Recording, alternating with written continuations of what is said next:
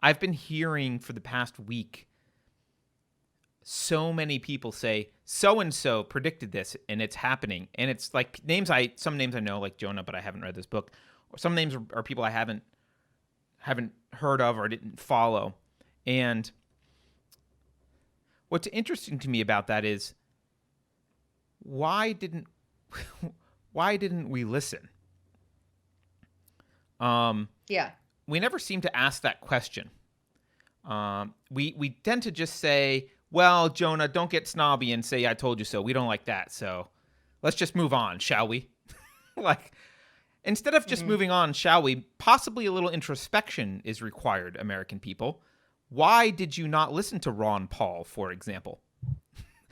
There are plenty of people who have said this is how things go.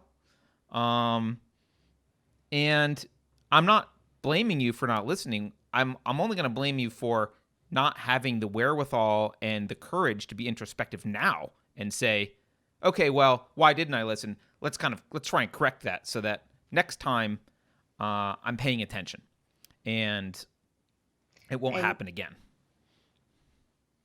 Yes, and you can correct that at any point. There's another super chat I wanted to read. This is from Adam Coleman.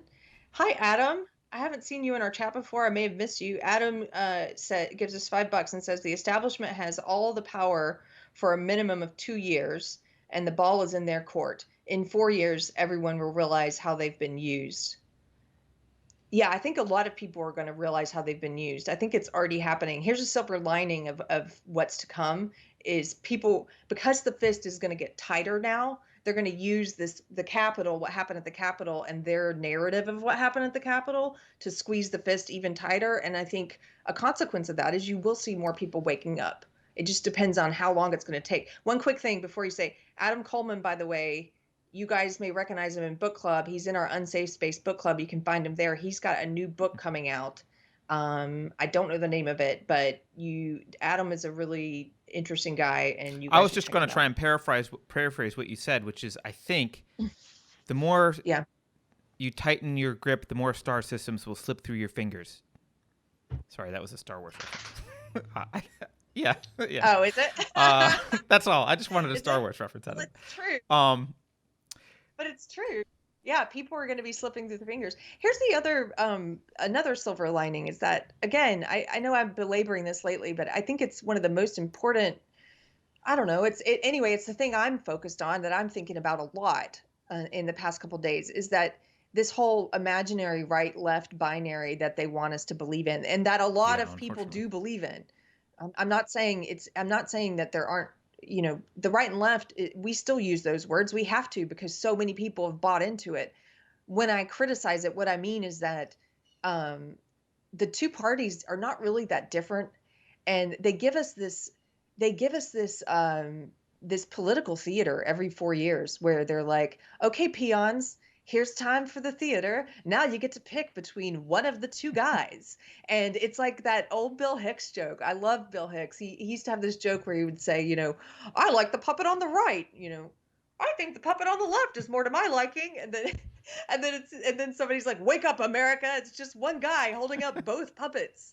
And that's what happens every 4 years. And the only reason things have gotten to where they are right now is because Trump was not one of those puppets. Trump was not a real establishment guy. He was not a real Republican. He was a liberal who chose to run as a Republican. He was a Democrat for most of his life, wasn't he? I think he's just kind of a he's a pragmatist. But he's not part of the establishment. He ran as a Republican. Right. If we lived in a world where he had chosen to run as a Democrat and had won, which, by the way, he wouldn't have won as a Democrat, so it's good that he ran as a Republican. But if he had run and won as a Democrat, the reaction to him would have been the same. They would have had to tweak the narrative in a minor ways, but the cathedral trying to oust him, that still would have happened.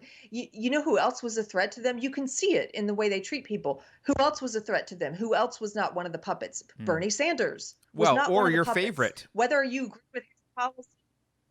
Right, but whether you agree with his policy positions or not, Bernie Sanders was a threat to them.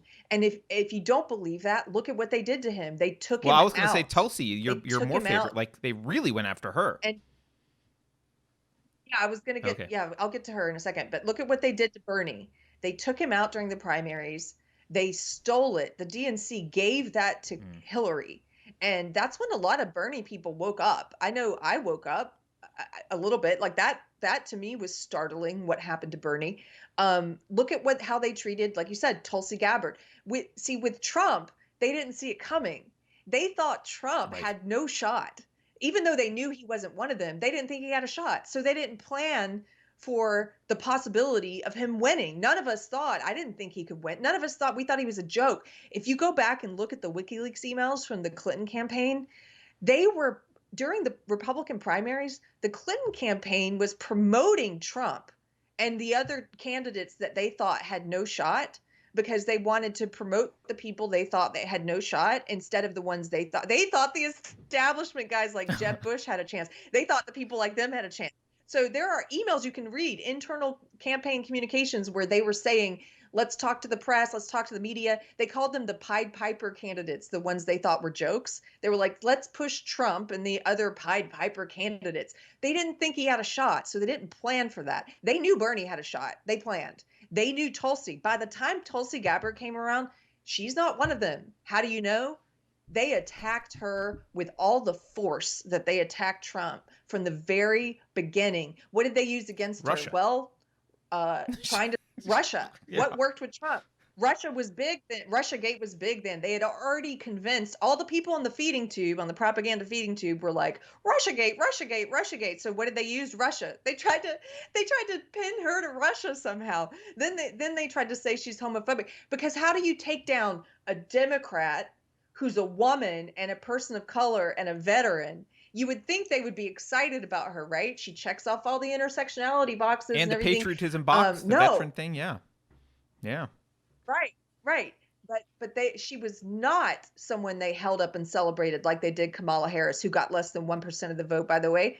No one was enthusiastic about her. People were enthusiastic about Tulsi because she was not Right. one of them.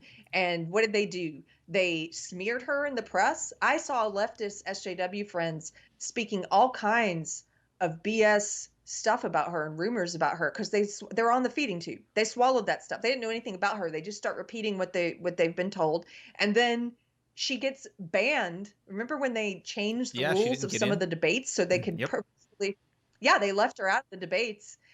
So it's not a left right thing.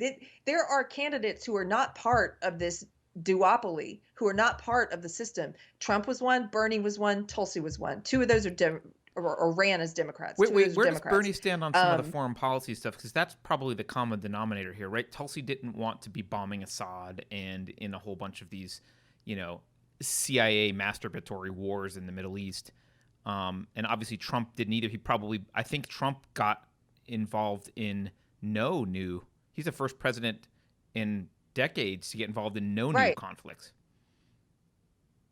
Yeah, Bernie's Oh, he is. Okay. anti-interventionist, like Tulsi. There we Like, go. yeah, you're not gonna, if you have an actual progressive, an actual anti-war progressive running, you will see the establishment bring Yeah. them down. They can't have someone who's actually anti-interventionist or anti-war in there. And beyond that, I think it's just that they don't control them. They have to have enough to control people. They don't have dirt on people. This is why you saw them manufacture, the Clinton campaign manufactured this Steele dossier about Right. Russian prostitutes peeing on Trump and all this nonsense they tried to create, because they didn't actually have anything like that on him. They probably had some things. I'm sure they did have a bit of, I do believe they had some kind of control over him, but not to the degree that they have over the swamp, the establishment people.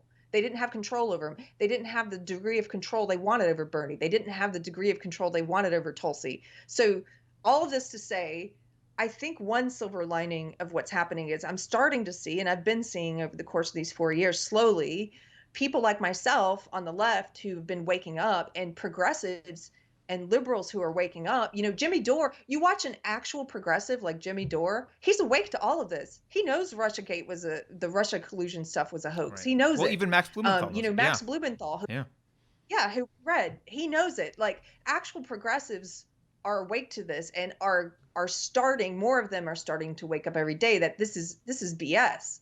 We have more at this point, progressives who are awake to the matrix, who are awake to what's going on, progressives and liberals who are awake to that. We're going to find some interesting allyships happening, because you're going to see, I think, more progressives and liberals and more people on the right who are awake to what's happening, forming these alliances. And I think that's a good thing. I think there's a silver lining of like you said, as the fist tightens, More what is star it, slips systems will through. slip through your fingers. Yes, yes, they're going to wake up. They're going to wake up people the harder they Yeah, grasp. yeah. I mean, I hope so, and I hope that there is enough of an American spirit left to stand up against some of this stuff.